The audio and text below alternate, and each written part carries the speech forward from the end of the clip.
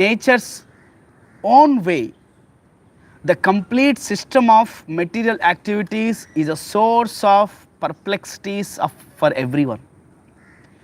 By nature's natural way in this world, in this material world, naturally everyone faces the perplexities. Perplexities. Perplexities means troubles. We don't want, but it comes. We don't plan, but it comes. No one here we plan for misery. No one here we don't plan for some dukkha in our life. It comes. Every one of us we want some happiness, success in our life. But it doesn't happen so. By nature's natural way, there are perplexities at every step in this world. That's what Arjuna says in the previous shloka in the first chapter. He says, Nimittani cha pashyami viparitani cha Keshava. Hey Keshav, Nimittani cha pashyami viparitani Keshava. I planned something else. I came to battlefield, this Kurukshetra war, thinking of something else. I will kill all these Kauravas. But completely different thing is happening in this world. What is happening? Viparitani cha Keshava. That time also we discussed this aspect. It is a very, very natural to see problems in this world. Why? Because Dukkhalayam Ashashvatam. This world is a temporary world, Ashashvatam, and it is a Dukkhalayam. Everywhere we see only troubles, problems, miseries in this world. That is the nature of this world. Now if you see, when we purchase some ointment, skin ointment, on the ointment it will be written how to use this and how many days it will come, manufacturing date, expiry date, it will be there. Even on tablet it will be there. This ointment for what? It will be written there. The name of the ointment will be written on that. So if you purchase any gadget, the name of the gadget will be written on that. The description of the gadget will be written on that. Yes. So this happens when they are producing the product. When they are producing some gadget, along with the gadget, they prepare a manual of the gadget also, how to use this. The cover of the gadget also they prepare, so that it can go with it into the market. This is a business thing, what happens. So Krishna, when he created this world, he named this world. He named this world as Dukkhalayam, Ashashvatam. This material world is known as Dukkhalayam. Everywhere there is a problem. Everywhere there is a problem. That is the description of this world. The name of the world is Dukkhalayam. Kunta. Kunta. Kunta means troubles. Every step there are kuntas. But there is a spiritual world which is called Vaikunta, which is not touched by any kuntas, no problems there. But in this world we are trying to solve our problems by our own intelligence, our own methods, our own skills, our own talents. But we are not successful. Nobody up to now in the world, in the history, nobody was successful in defeating the problems of their life. Everybody gone through it. Only those who have taken the shelter of Krishna, who have taken the shelter of spiritual master, bona fide spiritual master, who is a pure devotee of Krishna, they could cross this material nuisance. They could cross. Otherwise, everybody went through these problems. And one day they fall down on the ground. I mean death. They're down. They're down. There was Alexander. Yes. He was so proud of defeating all the kingdoms. When he came to India, he got malaria. He got a fever. Some Culex mosquito bite him, and he got some fever. He got sick. He became so sick, and he is realizing now. I thought I am the conqueror of whole world, but this mosquito, small mosquito, conquered me, defeated me. He got fever and he's on the deathbed. So he told all his servants, soldiers, when you carry my body, keep my hands outside of the petika, the box. Keep my hands outside. Everybody should know that I am not carrying anything. Single paisa I am not carrying anything. And he told his soldiers that you throw money, you throw everything. When I am walking on the path, you throw everything. I don't know whether they did or not, but the hands also must have they kept outside. So this is what desire of Alexander. He realized that nothing is mine. He could not, even though he conquered many kingdoms, but he got conquered by the small mosquito, the creation of Krishna. Yes. So we should not be falsely proud that my talents, my skills will solve the problems of my life. No. Instead, interesting statement Einstein made. I told many times. He says, the intelligence which created these problems cannot solve the same problem.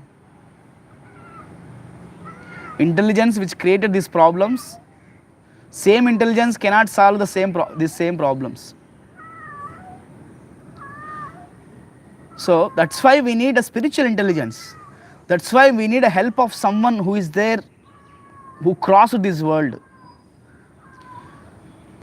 For example, Prabhupada gives a nice example. When we are in a dark, deep, dry well, when we are in a dark, deep, dry well, we fall down in a dark, deep, dry well. There is no water, dry. It is a completely pitch dark, and it is a very deep. We need some light to come out. We need someone who is there out of the well to help us. People who are there in the well, they cannot help us.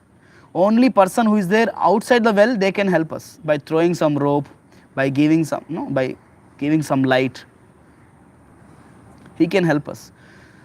We all got stuck up in this miserable material world, which is like a deep, dark, dry well. And we are struggling ourselves. That is known as struggling for existence. Struggling for existence. We need a spiritual master's mercy to come out of this. That's why Prabhupada is keeping this wonderfully here. And at every step there is a perplexities. Therefore, it behooves, it best suitable to approach bona fide spiritual master who can give one proper guidance for executing the purpose of life. And all the Vedic literature, they suggest the same thing, to approach spiritual master. Tadviddi pranipatena pari prashnena sevaya upadekshanti te jnanam jnaninas tattvadarshina. Yes. So for that we should desire, even though Vedic literatures are saying it, spiritual masters are ready, they wanted to help us, Shastras are there, Krishna is there, but we should desire. We should desire to get free from these problems. Such person gets help. No, I'm okay, I'm happy in the deep dark well. If you say like that, okay, sat jao udhari, mar jao udhari. Nobody cares. Do what you want to do. But only we should desire, okay, I want to come out of this. I want to come out of such people will get the help. All the Vedic literature advise this, to approach a spiritual master. But we should also desire it, We should desire it. Once we desire it, Prabhupada writes wonderfully there. Can you highlight this point? Once we desire and surrender to spiritual master, without our desire, he crosses us for the material world. Can you highlight this point? Sumit bro, without our desire, all the Vedic literatures advise us to approach bona fide spiritual master to get free from perplexities of life, which happen without our desire. But initially, we need to have a desire to approach spiritual master. We need to have a desire to, yes, I want to cross this. That's how we surrender to Krishna. We surrender to Guru.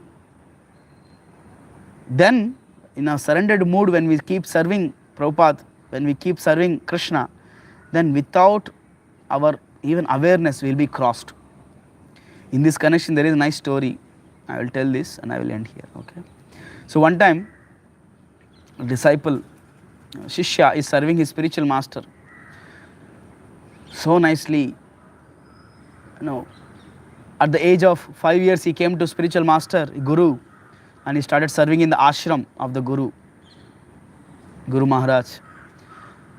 So he was engaged continuously in the service of spiritual master, Guru, bringing water, cleaning the ashram, getting some wooden sticks, serving spiritual master, washing the spiritual master's clothes, continuously serving.